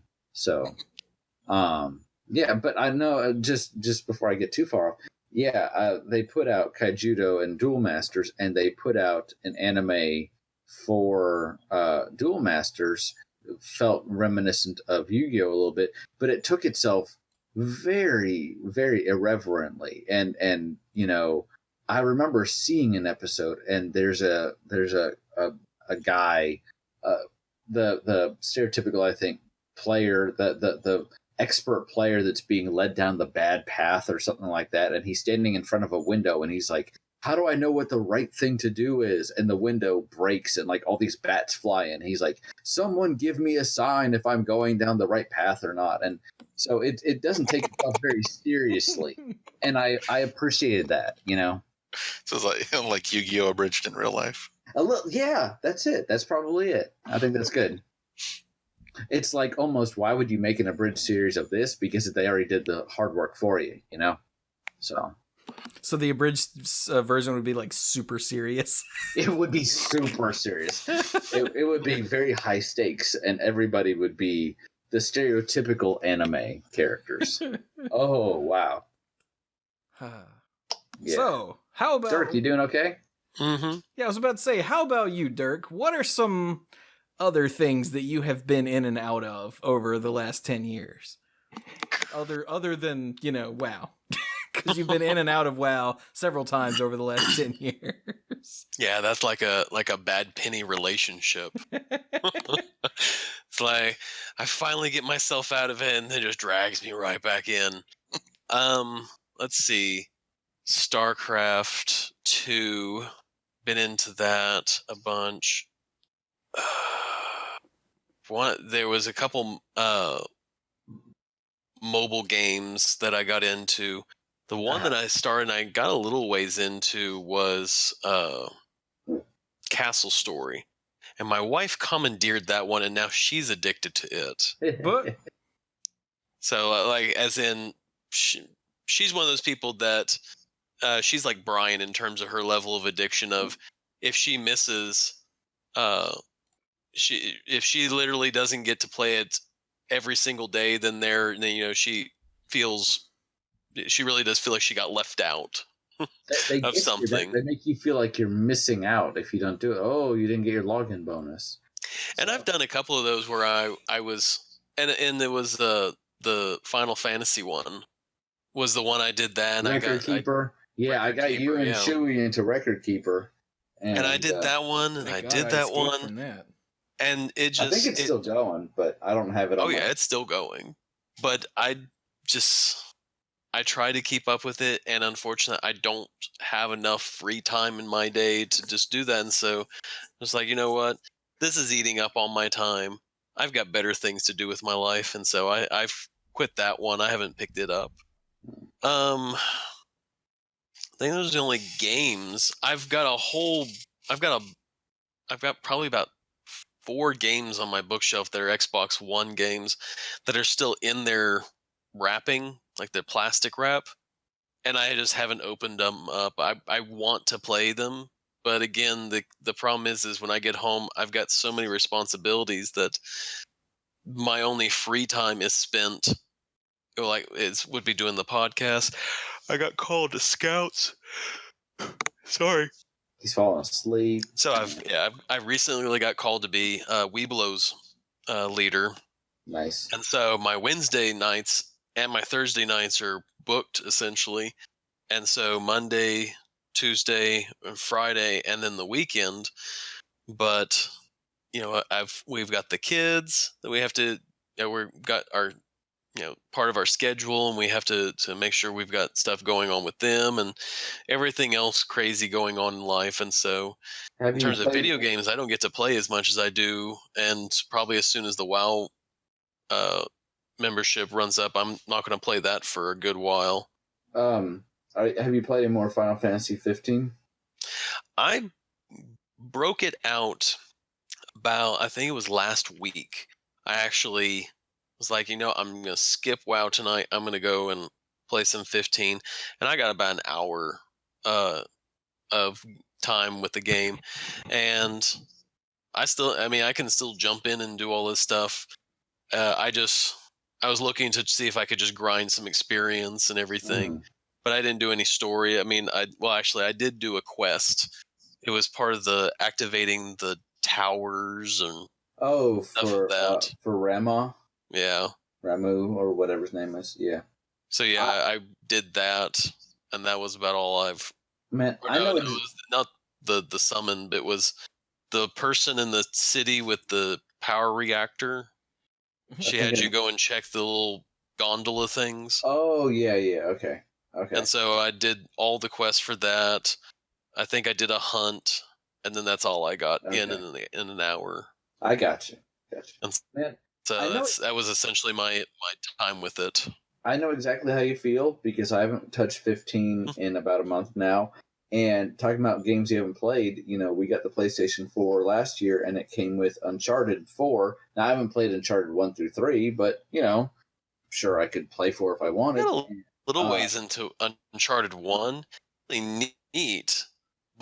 But again, it was, ooh, this is really neat. Let me play. Ooh, wait a second. There's something shiny over here I want to play too. And then I just never finished it. But my brother gave me for Christmas last year. He gave me The Last Guardian, and it's still in its wrapper because I haven't had a chance. I've been trying to get through 15 in World of Final Fantasy, and just don't have time to play those to begin with. So I know exactly how you feel, man. It's part of being. Well, the ones I've got sitting on my shelf are, I've got Mass Effect and Andromeda, Lego World, and Lego Superhero, Lego Marvel. Like Trevor, whenever we were at the other house, at the grandparents' house, Trevor and I actually played Lego Jurassic Park, and he enjoyed it a lot. Like we played a bit with that, and we tried to do Lego Marvel, but he spent so much time falling off the map that, like, falling into holes, and so I essentially just I shelved that one for a while. But it's those three, and I think there's one more on the shelf somewhere that I had gotten. I was like, oh, I want to make sure I get this game because it's going to be really fun. I've been hyped about it, and I just haven't gotten to it. Yeah. And so, and again, there's more games coming out that I'm like, ooh, that actually looks pretty interesting. And at the same time going, okay, am I actually going to take the time to play this game? And the answer currently is no. So I've unfortunately hit that point in my life where I've got a whole bunch of games that I want to play, but because of my time constraints, I'm probably not going to get to those games anytime soon. So I just got a shelf of games. Eventually, go get to them, but for right now, I got Majora's Mask on the DS last year for Christmas, and it's another one where I want to play it with Carrie, and we have not had the time together to sit down and play it, that we haven't been doing other things. So, man, it happens. So, it was Lord of the Rings, War of the Ring. It's the not the War for Mordor. It's the one before that. Okay. That's the one. And I want to do Kingdom Hearts 3 when it comes out. Of course. It has now got a release year of 2018. December of 2018, so we've got a year. Well, technically it's anywhere in 2018. They haven't said December. The running joke is, of course, it's got to be December because, they've taken... when Kingdom Hearts 2 came out? I looked that up while we're getting ready for this episode. It came out in 2005. Oh, wow. Huh. Yeah. I mean, they've had numerous games since then. Yeah, but they're all... Dream Drop none of them have been a direct sequential part of this. Well, I mean... let me step back on that. They've been ones where they do a little bit of story, but nothing significant. I would argue that Birth by Sleep could be considered a numbered one. It's just that it would be like...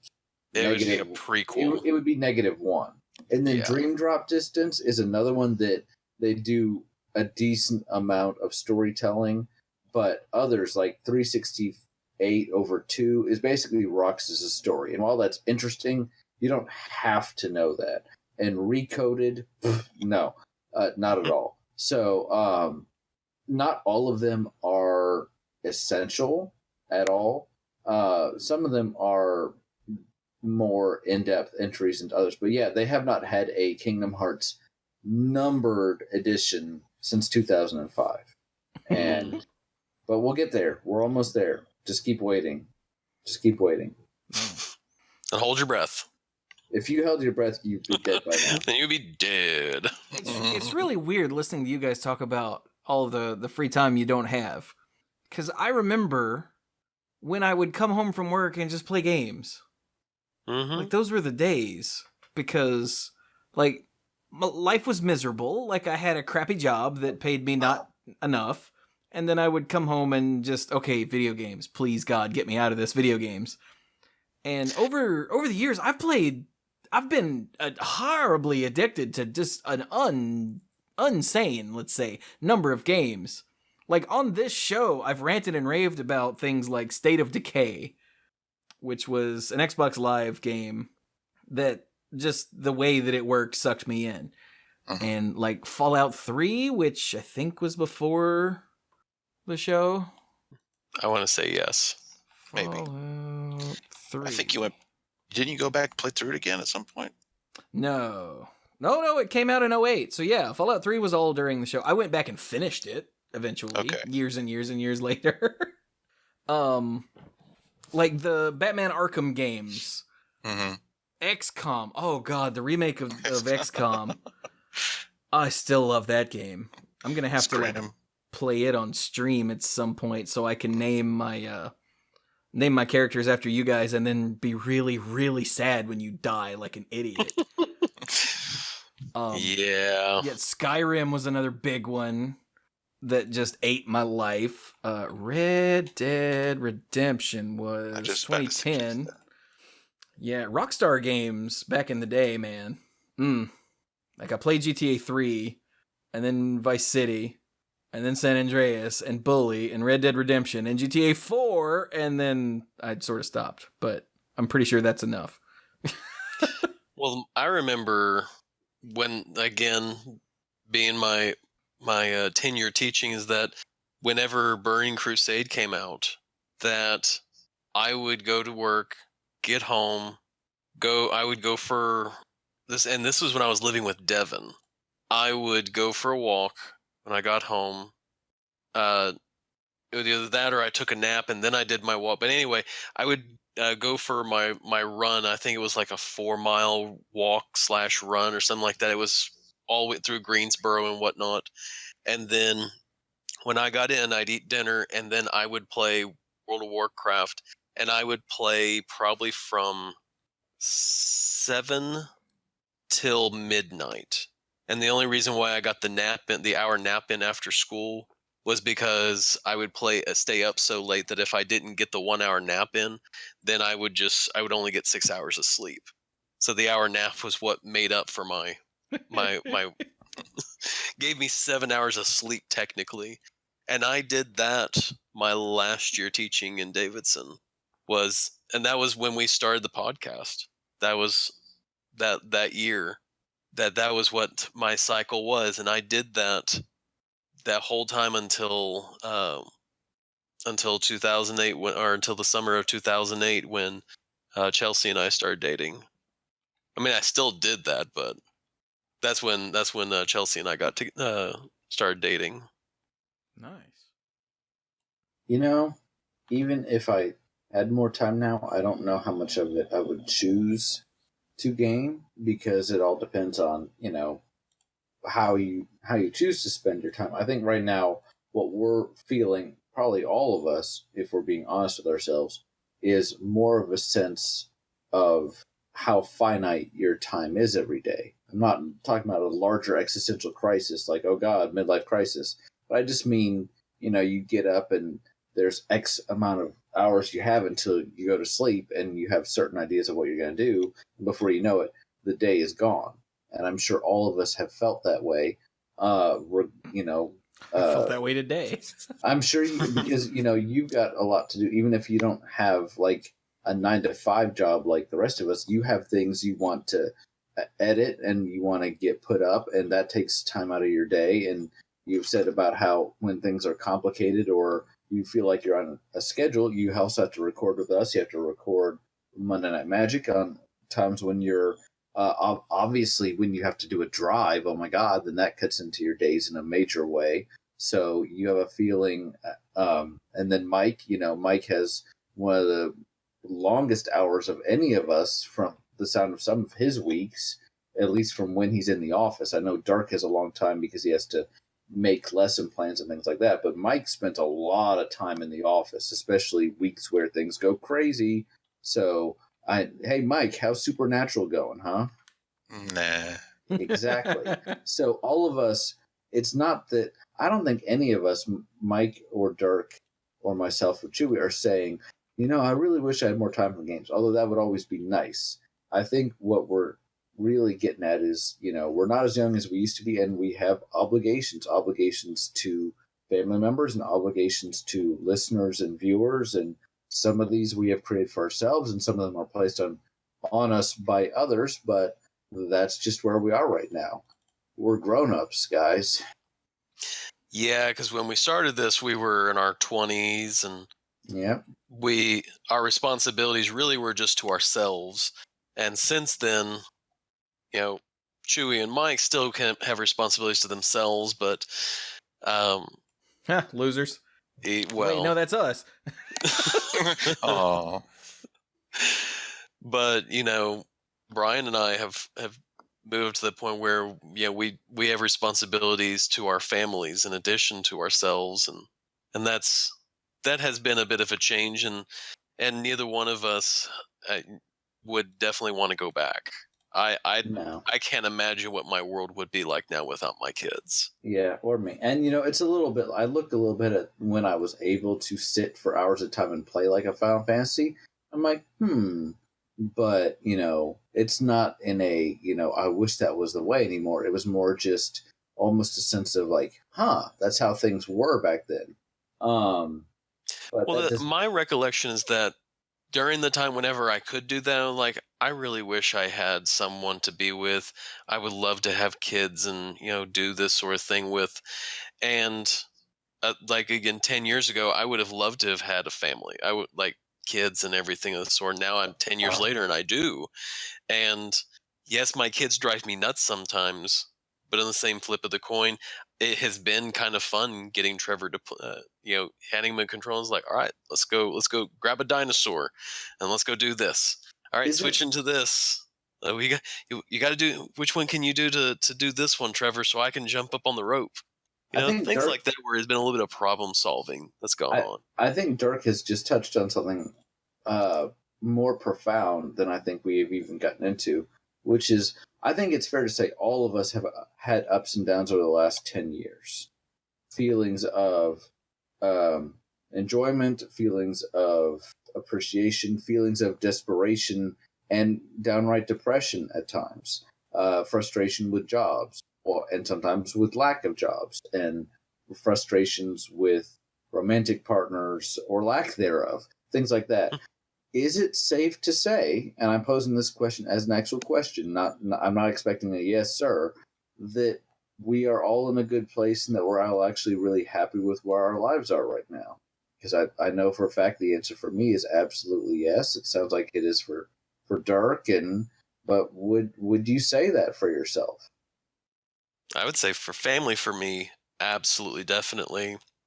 I think that in terms of job and everything, I think that there's still room for improvement. But family, for me, I'm happy where I am in life. What about you, Chuy? Are you happy with where you are and what you're doing? I mean, things could be better, but that's always going to be the case. Things could always be better, but that will always be the case.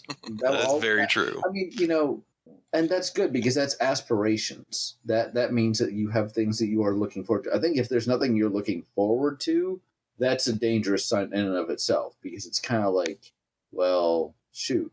But I mean, like, are you happy? Yeah, and thank goodness for this podcast, because there was a long period of time where this was what I looked forward to every week. And that was basically it. But do you think you're a happy person right now? Oh, yeah. I mean, I still... I've talked in the past about my fights with my own brain, and I still have those issues. Yeah, I mean, a big part of I know that part of it is, with the passion you've chose to pursue, it puts you in the standard, struggling artist life, which is rough, actually difficult, so I'm not surprised it wears on you. Yeah, there are some days when, like earlier, was it this month? Last month? Sometime recently, I was like, dude, I've got more money in the bank than I thought I would. That's great. I can, like, take care of some of this. Oh, no, I just didn't pay the freaking internet bill this month for some reason. Well, crap. Like, and there are some days, like a couple weeks ago, 3 weeks, a month ago, I don't know. I've said many times I have no concept of the passage of time, and that's because it's true.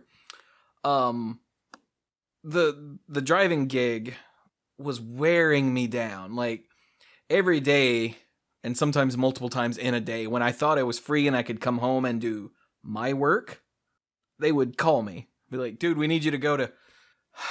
And because the nature of the driving job is, as my old man puts it, it's either feast or famine. Like, there's so much driving to do that you can't possibly do it all, or they won't call you for like 3 weeks. And so I'm like, make the money while I can. And there was 1 week where they drove me so much, and I kept, and it wasn't the amount of driving, it was the amount of hope that I would get. I can go home and do work. Crap, no, I can't. Damn it. That, like, I almost had a couple of breakdowns for no reason. Like, on the way home from the dealership, I went by Wendy's and bought a taco salad, because a Wendy's taco salad is like a little slice of heaven for me. I love those things. And I was leaving Wendy's and I stopped at a stoplight, and I found myself on the verge of tears for just no reason that anyone else would be able to point at, and I couldn't point at. So that was the saddest stoplight I've ever seen. And I was like, what in the hell, dude? Like, this is a problem.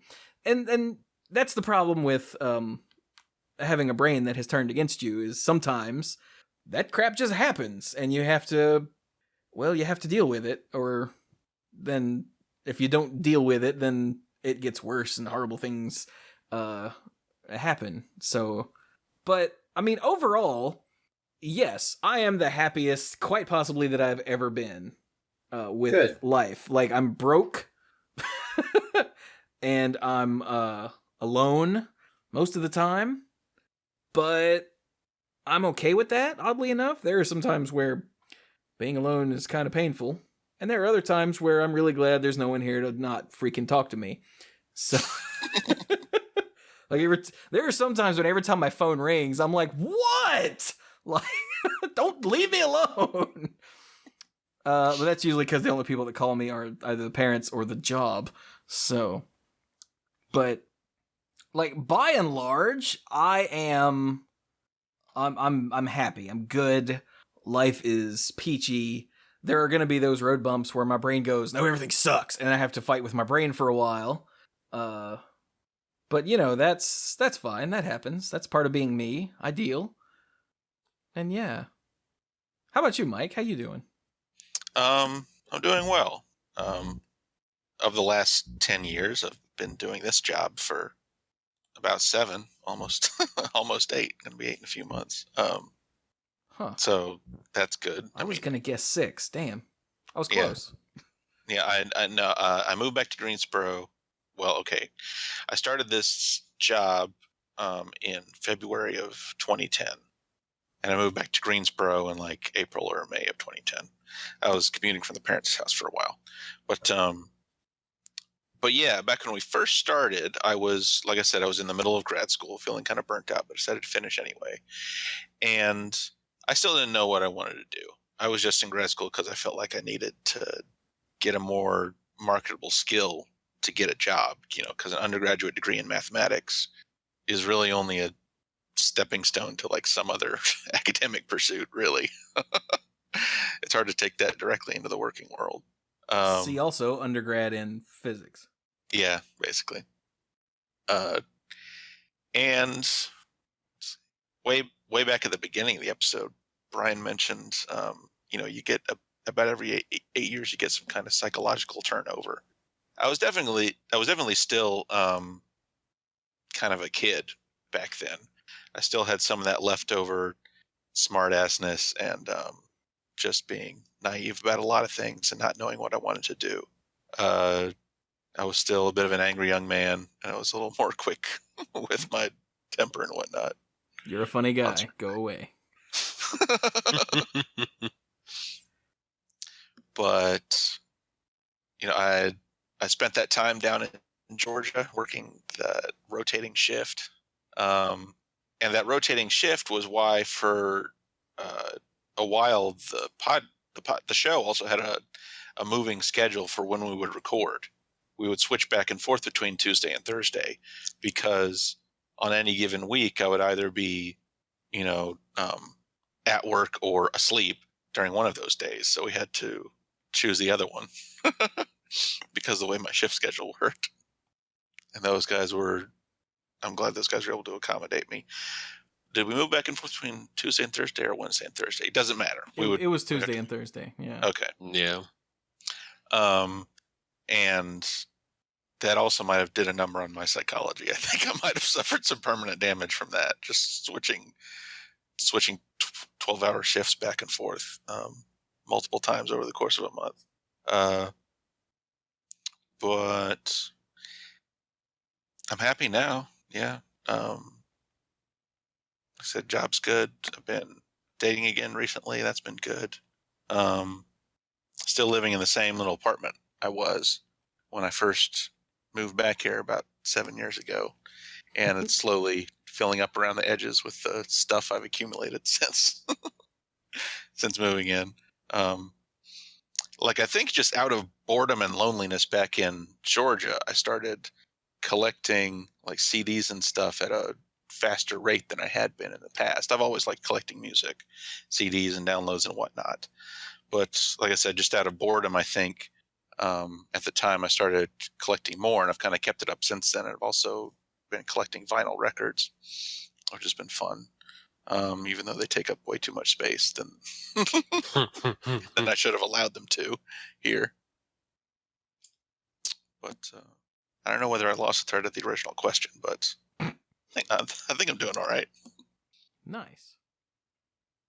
Something I got to thinking about earlier when Brian was talking about the different interests that have come and gone over the years. I loved playing Kingdom of Loathing, and I would play it every day. I'm pretty sure I started playing it in college, in undergrad, and I played it pretty much every day because it's one of those things where you're the resource that you use to play the game regenerates every day, and you just go through and do stuff.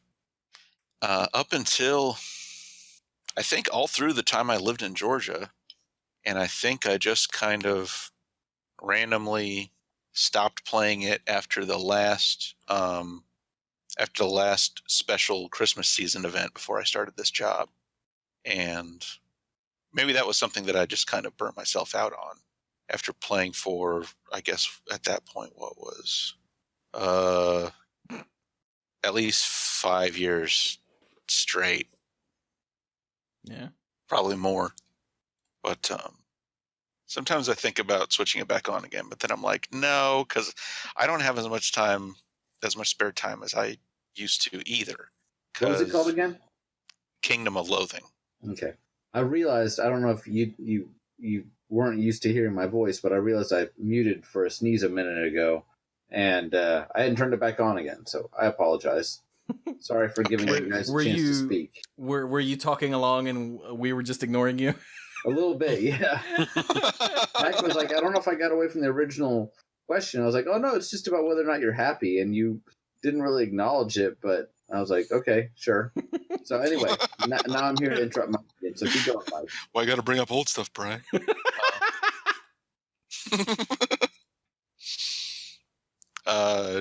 Also out of boredom when I was living in Georgia, I started playing some of those stupid time-wasting browser games, like Ebony and stuff like that. Glad I gave that crap up. I played Cookie Clicker for a little while. That was miserable. I still, quote unquote, play Cookie Clicker. Although now it's at the point where all I can do is just open up a window, like once a week, click on a few things. Well, close it, wait another week before I go back to it. Wow. Yeah. Fair enough. Again, I think I lost the thread of whatever I was originally trying to say. But that works. Just by the way, listeners, for anyone interested in potentially joining the Patreon at the odds and ends tier, this is basically a really long odds and ends, just with less swearing. yes. Because we just shoot the breeze about whatever nonsense comes to mind. Yeah. And I have almost randomly sworn a couple of times during the course of the episode, I guess just because it feels like an odds and ends. Me too. Like when I said, sometimes my brain turns against me and that crap happens. Yeah, that's not what was going to come out of my mouth. Yeah. Oh, Lord. By the way, just in case anyone's curious, I never actually talked about why I don't have free time anymore, even though, in theory, my job is playing video games. Because the actual playing of the video games is like a tiny fraction of the content creation. Yeah. Like, I will spend, hopefully tomorrow, I meant to do it today. When I said today, I experienced that today with, oh my god, it's already X time. I was going to record 3 new Cuphead videos because the last one went up. And I hopped on a Discord call with Cap so we could plan the charity stream, get some stuff figured out. And next thing I know, it was like 5:30. I'm like... Cap, who's married now? Yeah. By the way... Really? Congratulations to Cap and Haley, who went to Vegas and got married last weekend. They didn't... Awesome. Hey, let's go to Vegas and get married. This was months and months and months of planning. Like, this is when we're getting married. It just is going to be in Vegas. Did they stay in Vegas? Yeah. So it happened and then they stayed there. Yeah. Okay. All right. Cap's actually not going to be on the live stream because he's lost in Vegas. But no. They got married this weekend, so very much love to those two. They're the best. They are actually I would consider them 2 of my best friends that I've never met, because that's the nature of the internet these days, and it's really weird. It is, isn't it? That's a thing that wasn't a thing 10 years ago. That's true. There's a song from a song that Gonzo sings in, I think it's Muppets from Space. And at least I think, because Gonzo's singing it, and that was the Gonzo movie, so I'm pretty sure that was it. But it's "There's Not a Word Yet" for old friends who've just met. Mm-hmm. I think that song shows up in 2 different movies. Oh, okay. I don't know. I just love the song. Mm-hmm. And, it's wonderful. And it's always been weird to me that there's not a word for that yet, which is weird because to me it's happened so many times. Like the first time that I met Jack or Brian Prilliman. Good Lord, the first time I met Brian Prilliman, we had been friends for actual years. And Chris Lansdell. And just stuff like that. It's really... And like Stark Maximum and I had been friends. And then we met at GP Charlotte. Like it's... And there have been others over the years. Those are just the more... Well, the bigger and more recent ones. Like, and when I finally get to meet Cap and Haley, it'll be that again. I mean, Cap's been listening to us for... What did you say earlier, Cap? Like 7, 8, 9 years? Something stupid like that. So yeah, that is a wonderful thing about modern technology. It's got its horrible downfalls, and it's gonna kill us all. But it does bring people together in ways that weren't possible before. And that's pretty awesome. It is. Yeah. So I think we have probably sat here and talked about absolutely nothing for long enough. But you know what? It's our 10-year anniversary, and no one got us tin or aluminum, so we're gonna do what we want. By the way, if anyone got us tin or aluminum, I'm very sorry. It hasn't arrived yet. What is tin? What? What is tin? How do you give someone a gift of tin? Usually in a block. Like if you're making a pyramid or an obelisk, you usually do it in the form of a triangle or a pyramid. Oh yeah, and it goes at the top, right? Mm-hmm. But like a tin of milk, like I don't. You can make them a hat to protect their brains from aliens, government aliens. Would that protect, or would it make it worse? Oh, you're talking about tinfoil. Got it. No, the tinfoil hats are for when we all talk about how wizards is trying to ruin Magic. Rosewater. Oh.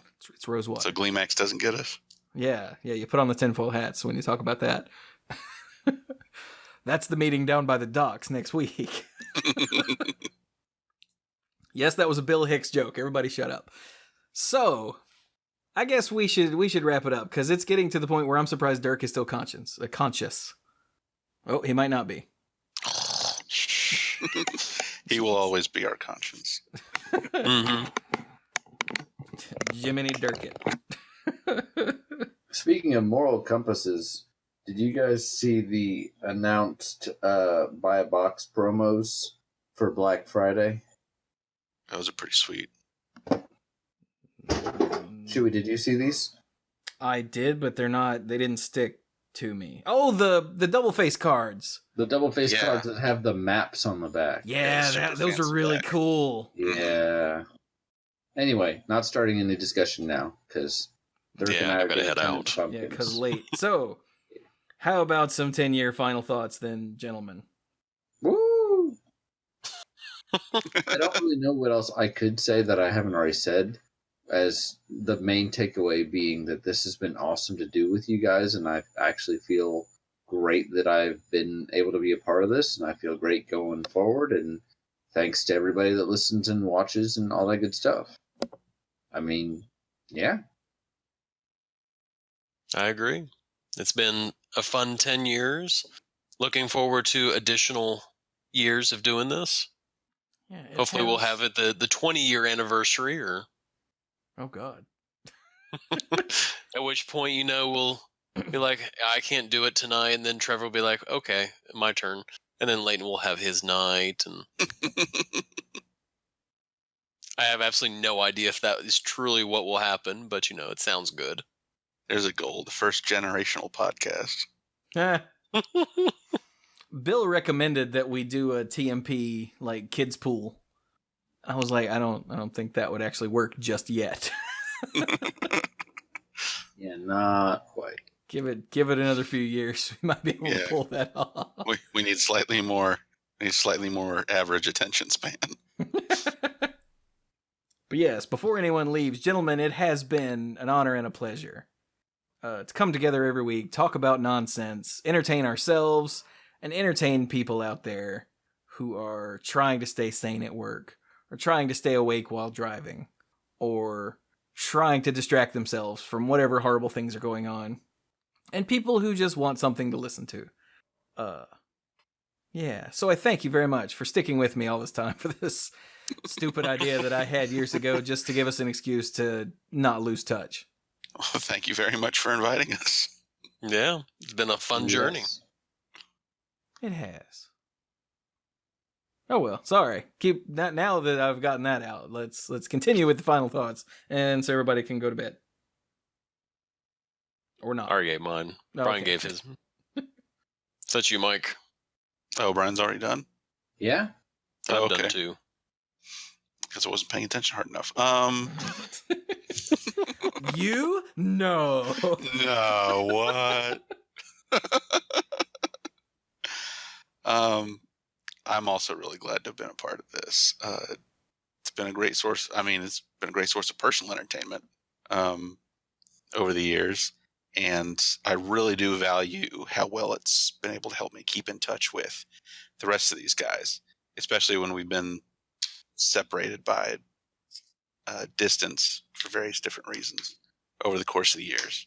I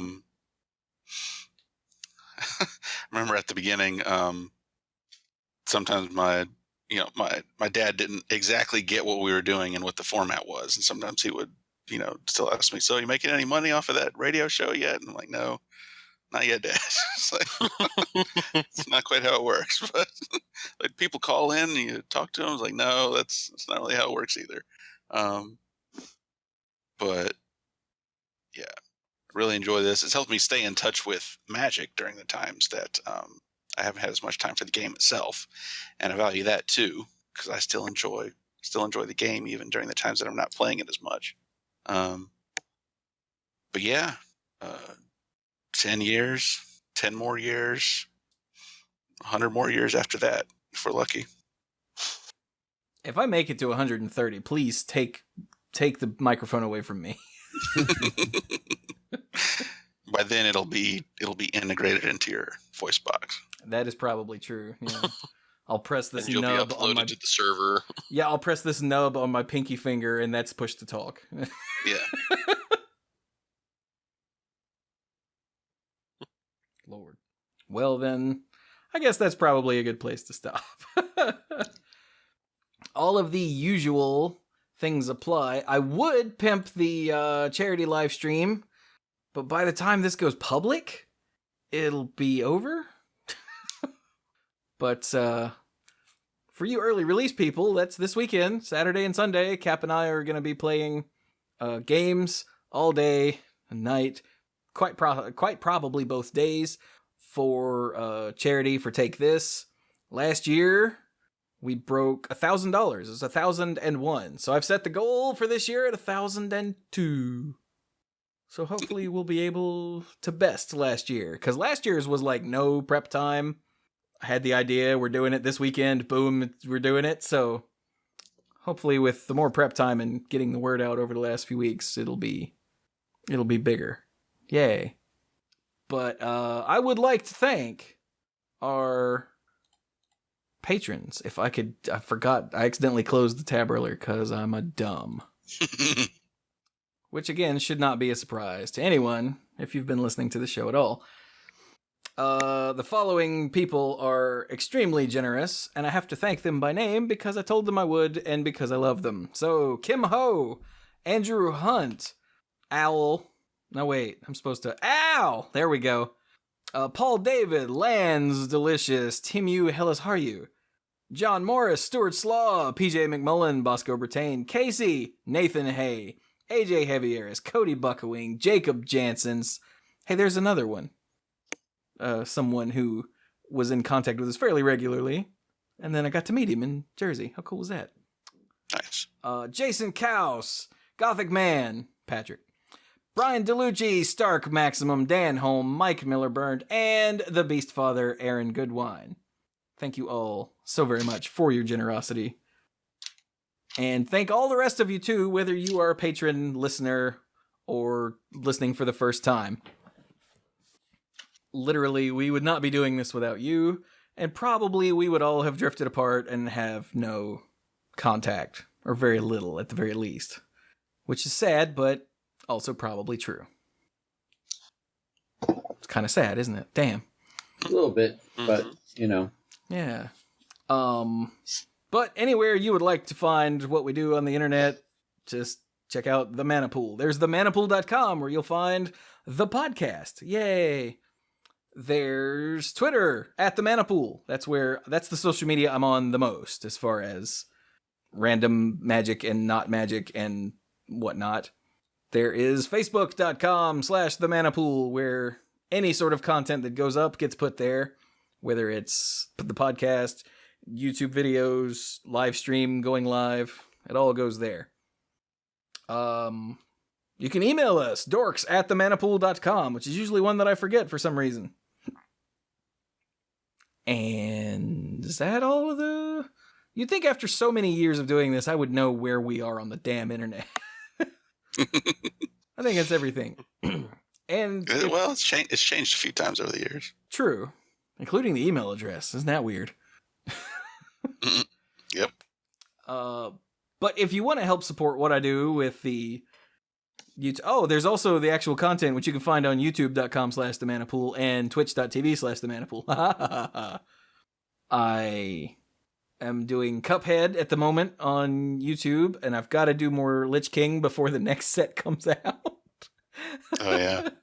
They announced a new set. I'm like, I'm not done with the last one yet. Oh god. And over on Twitch, I've got a random bunch of stuff that I stream. Like, for instance, this week I streamed Burnout Paradise and then switched over to Hearthstone and opened my golden Amazon Prime pack, which was horribly disappointing. I got a picture from a buddy of mine. It was like, hey, what was in yours? I got this. And it was 3 commons, a rare, and a legendary. I was like, screw you, buddy. Let's see, what else? I guess that's it. Now, if you want to help support what I do with all the content, the 2 podcasts a week. I'm also on Monday Night Magic, by the way, which you can find on mtgcast.com, but I recommend searching for Monday Night Magic. Because if you try to track it down on MTGcast, you might never find it. You can also support, right, all of that. Patreon.com/The Mana Pool. You can get, if you so desire, YouTube episodes, a Mana Pool episode, YouTube videos, a Mana Pool episodes early. You can get the odds and ends, which is much like this episode. It's all the stuff recorded before and after both Monday Night Magic and the Mana Pool, and it's us just being us before we get into show mode. And it's uncensored and unfiltered, and really I only cut out personal information, like when Brian was like, yeah, Sam goes to beep, beep, beep, beep, beep, beep after school, and I'm like, ooh, I'll cut that. That sort of thing. So, and if you want, you can get the early stuff, the odds and ends, and get your name on the end slate for all the videos that go up that month, and read out on both podcasts each show that month. Yay. And with that, yeah, I guess we're done. We've rambled on long enough. So, I have no clever way to wrap this episode up because one really isn't necessary. After 10 years and so many just horrible failed jokes, I think it's fine to just wrap this one up nice and casually. So, thank you all so much for 10 years. That's you all on the show here with me, and you all out there listening. And yeah, here's hoping for many more. So, I've been Chuy. This has been the Mana Pool number 486, the 10-year anniversary episode. Thank you all so very much for listening, and go play some Magic.